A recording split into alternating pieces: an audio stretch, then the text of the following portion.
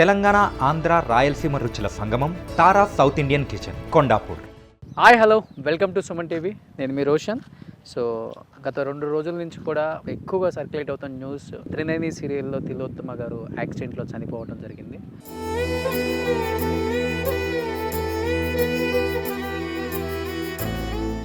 ఆ యాక్సిడెంట్ జరిగినప్పుడు ఆమె స్పాట్లోనే చనిపోయారని కొంతమంది చెప్తున్నారు, లేదు తను వేరే కారణాల వల్ల చనిపోయారని కొంతమంది చెప్తున్నారు.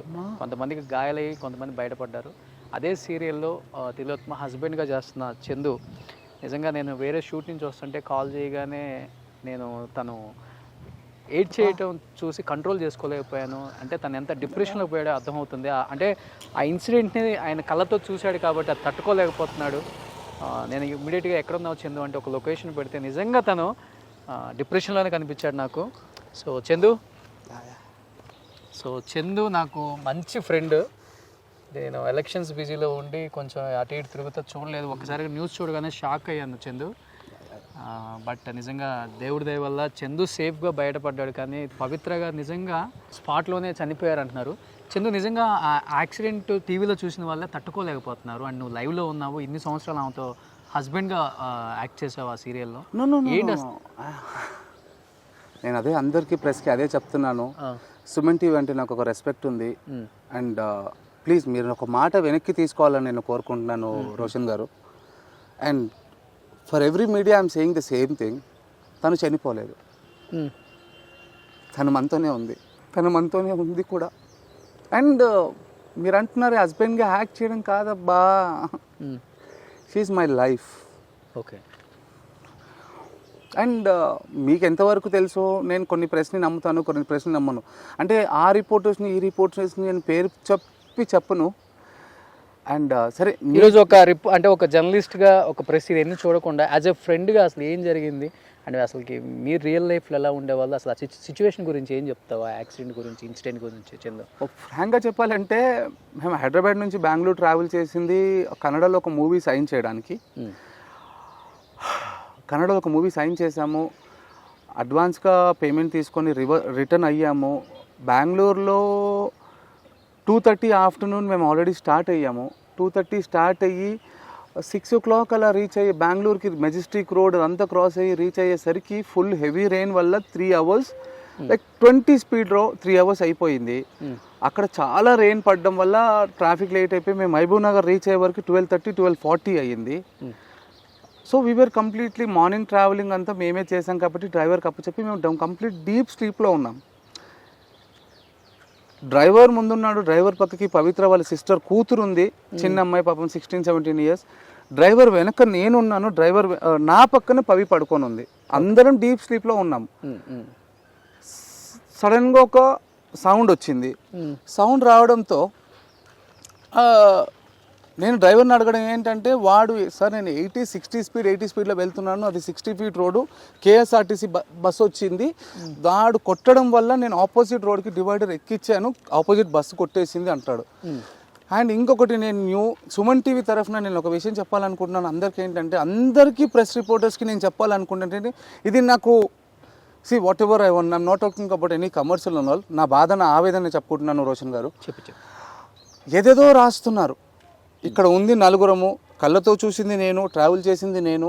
నలుగురిలో మేజర్గా దెబ్బలు తగిలింది నాకు. Today this is the 3rd day నాకు స్కల్ ప్రాబ్లం ఉంది. ఆ స్కల్ ప్రాబ్లం వల్ల I'm not able to recognise the people. 10 minutes మీరు రోషనా ఎవరా అనేది మర్చిపోతున్నాను. అదే నేను ఫోన్ చేసినప్పుడు కూడా నేను అందుకే అడిగాను.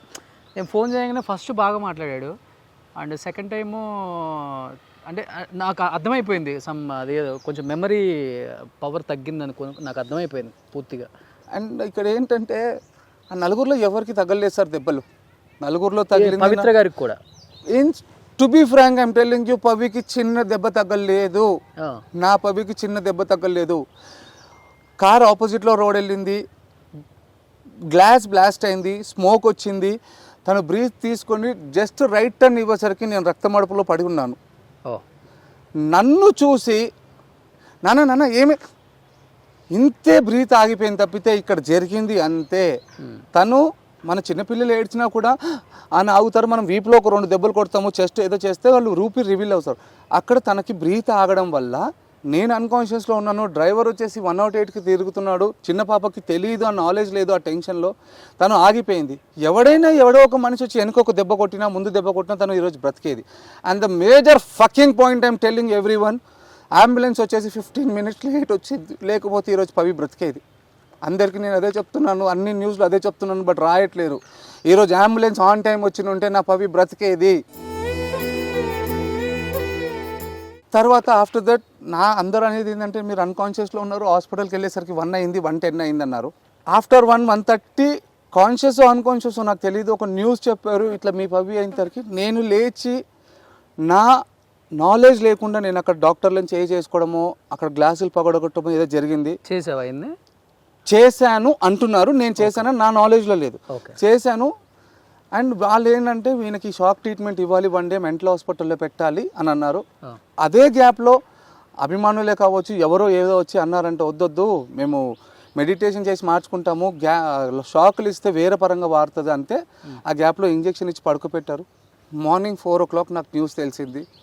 4 o'clock లేచేసరికి న్యూస్ చెప్పారు. న్యూస్తో మళ్ళీ నేను ఎలా రియాక్ట్ అవుతానో అనేసరికి నా ఆర్టిస్టులు, ప్రొడక్షన్ హౌస్ అందరూ రౌండప్ చేసి, and thanks to Zee Telugu team, వాళ్ళు కూడా చాలా హెల్ప్ చేసి అందరు నన్ను ఓపికతో నన్ను ఒక డైవర్ట్ చేసి తర్వాత పవి దగ్గర తీసుకెళ్ళారు. పవి దగ్గర తీసుకెళ్ళి నేను పవి పైన తనతో తన మీద పడి ఏడ్చిన రక్తం, నా రక్తము తన ఫేస్ పైన ఉంది తప్పితే వేరే ఏమీ దెబ్బలు లేవు. అస్సలు బ్లడ్ అస్సలు రాలేదు తనకి. సరే ఉండినా కూడా సార్ నేను ఏదంటానంటే మనకున్న ఒక 6 layers 7 layers ఒక చిన్న తగిలి ఉండొచ్చు తప్పితే it's not a major thing. Please మీ తరఫున మీరు అందరు పబ్లిక్కి చెప్పండి. ఫస్ట్ టైం తను మీడియా ముందుకు వచ్చి మాట్లాడటం కూడా, అందుకని ఈరోజు మొత్తం క్లియర్గా చెప్తున్నారు ఉన్నది కూడా.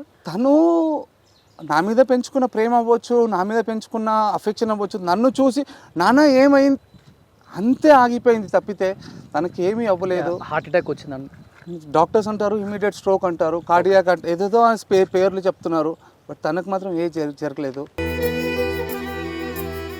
కానీ ఈరోజు అంబులెన్స్ ఉంటే నా పవి బ్రతికేది.